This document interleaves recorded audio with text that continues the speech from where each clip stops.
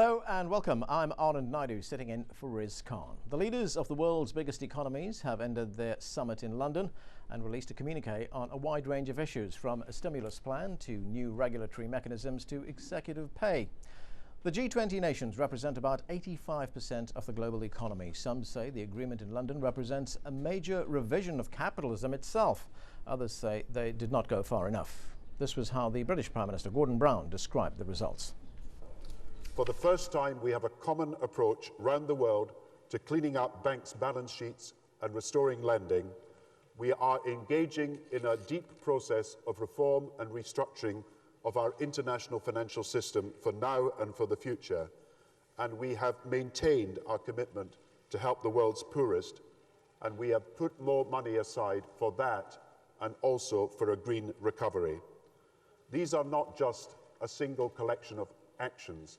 This is collective action, people working together at their best. So today we ask, can the G20's ideas save the world economy? And can those ideas put the brakes on the international downward spiral? A reminder, we welcome your phone calls on the show. You can join the conversation with your questions and comments.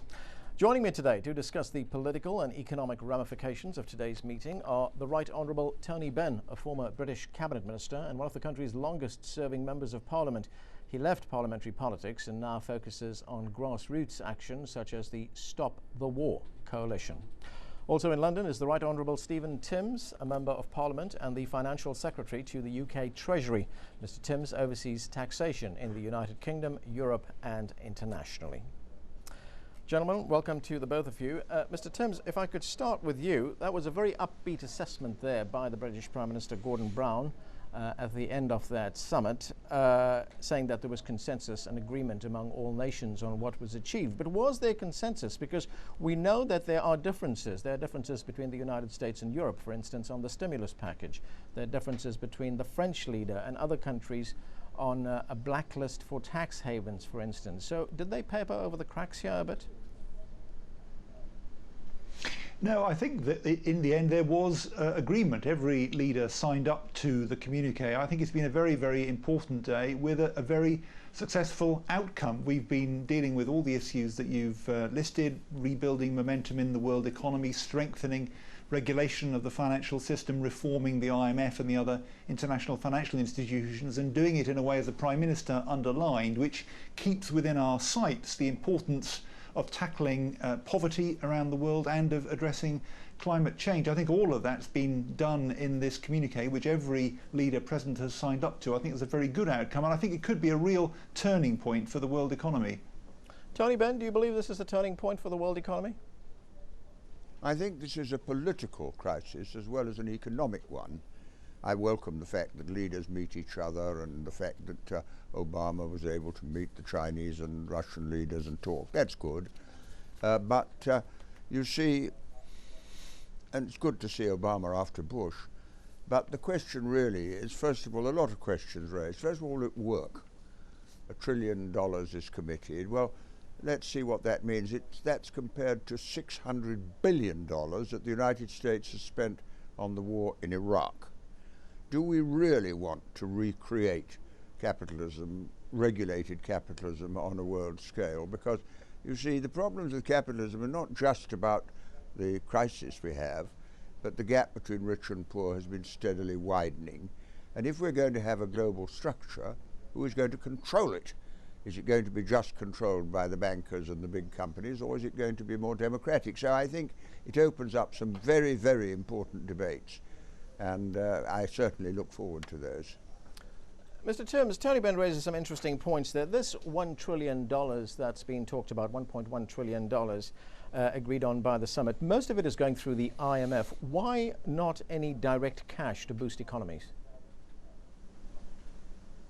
Well, the IMF has got a crucially important role, in particular in extending support to emerging and developing countries. And in the past, there was quite a degree of stigma attached to going to the IMF, and I've, in the run-up to the G20, visited countries like Argentina, South Korea, Indonesia, all of whom were present today, and they've made the point to me that they've had real problems with dealing with the IMF in the past. So we want a new era here. We want more resources certainly for the IMF, but we also want the kind of support they can offer to be reformed.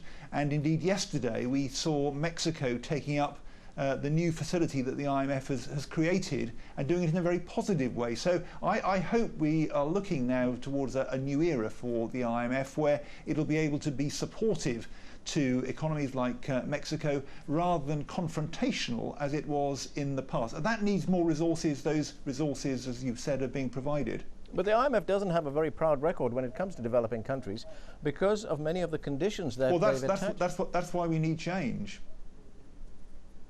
That's why these changes are so important. And we've also agreed today to bring forward a reform of the shares that emerging countries have in the IMF to give them a bigger voice, again, to get over some of those past problems, which, as you say, were very serious. Tony Benn, do you think there's going to be change from the IMF? Do you think they're going to change their tactics now? Well, who elected the IMF? To whom are they accountable?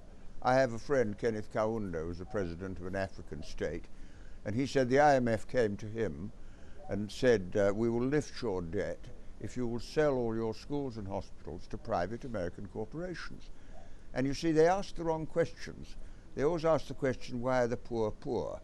But the really interesting question is, why are the rich rich? And the answer is the rich are rich because they live off the poor.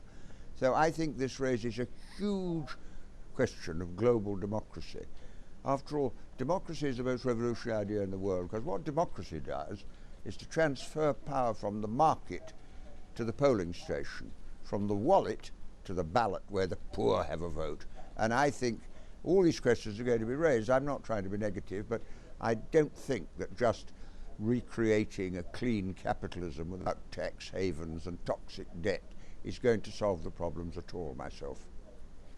Well, Mr. Timms, let's look at one of the issues that was discussed at this meeting, and it was that of protectionism. There was concern on all sides about protectionist measures that could be implemented by some countries. Now, the World Bank says that 17 of 20 countries that were in London over the past few days have already implemented trade restrictions. How does the summit change that? Well, I think it was important that we secured in the communique this very, very strong objection to protectionism, because we know from history, we know particularly from the 1930s, that if in conditions like the ones we're in at the moment we were to go down a protectionist road, that would extend the downturn, extend the economic problems, perhaps for years and years and years. All of us know we must not do that. The big opportunity I think we have, perhaps later on this year, to address this in a very effective way would be to achieve a successful outcome to the Doha trade round. I think that is on the cards. Leaders are speaking quite positively about that, including the US, the new US leadership. And in the past, the US has been a bit of a stumbling block on Doha. I think if we were to achieve that later on this year, that would be a tremendous boost for confidence in the world economy. And it would also be a very, very strong way of dealing with the protectionist forces which undoubtedly are around at the moment and which we very firmly need to resist. Can I just pick up Tony Benn's point, interesting point about democracy? I mean, I think what the G20, all these discussions used to be in things like the G7 and the G8. We have now 20 countries around the table, developing countries as well as developed. We've got South Africa there, Brazil, China, India, Argentina. And that's a real step forward, I think, from the way these things used to be dealt with in the past. And it's a step forward for democracy and a much more inclusive process. And I think that's a very important development. Tony Benn, the table has been expanded. Does that represent change to you, as Stephen Timms has been saying? Well, I think it raises very important questions. If you talk about a global answer to a global crisis, you can't just talk about the movement of capital. Now, you see, we're told all the time we mustn't have protectionism, but the most powerful protectionism in the world is immigration policy. Capital can move anywhere in the world to boost its profits, but labour can't move because of immigration controls. Now, I'm raising huge questions, I recognise that, but if it's legitimate for a big American company to go to Malaysia where the wages are lower and treble their profit, why shouldn't a Malaysian looking for higher wages go to America. And you see, I think what I'm saying really is this opens such important questions that in the end you'll have to resolve it with a constitution that reflects the world's population. For example, take the United Nations. China has 1.2 billion population, and it has the same vote at the United Nations as Luxembourg with a few 100,000. India has 1.2 billion. I think we're entering into a debate, the enormity of which hasn't been fully appreciated by the ministers meeting over this week in London. Okay, I want to go to one of our viewers. This is Anwar calling from London. Anwar, go ahead with your question. Oh, hello, good evening. I think Tony Benn has touched most of the points, and they can be elaborated, of course, and why I do agree with Tony Benn. You know, the thing is, IMF and the World Bank have, like Tony Benn said, they have the people there who are working. In the past, we have seen the G8, G20, and Tony Benn, you have touched the real point is this.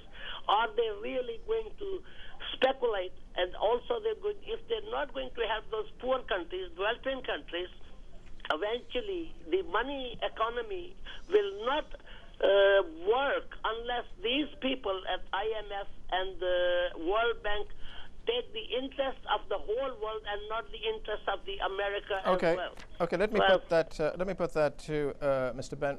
Tony Benn, what the caller was saying there, of course, is implying that the IMF doesn't have the interest of poor countries at its heart as well. Well, it doesn't represent, it's not accountable to them. You see, I think we're moving from a period of globalization, which is about the freedom of capital, to internationalism, which is the freedom of people. And when you consider what elections do, I mean, in the United States, for example, to begin with, women didn't have the vote, blacks didn't have the vote, and when the vote came, it changed it. But even in America, the richest country in the world, there are 47 million people without any health insurance. And that's in a society long before the toxic debt and all that. So all I'm trying to do is to broaden the debate out, because I think really the idea that just bailing out more banks will solve the world's problems is a complete illusion, and we mustn't be misled into thinking that we can just get away with that. It's got to be on a much bigger scale with enormous implications for the structure of power in the world and the politics of the world. Okay, we are going to have to take a break right now. We'll have more of our discussion in just a moment. We'll be right back. Stay with us.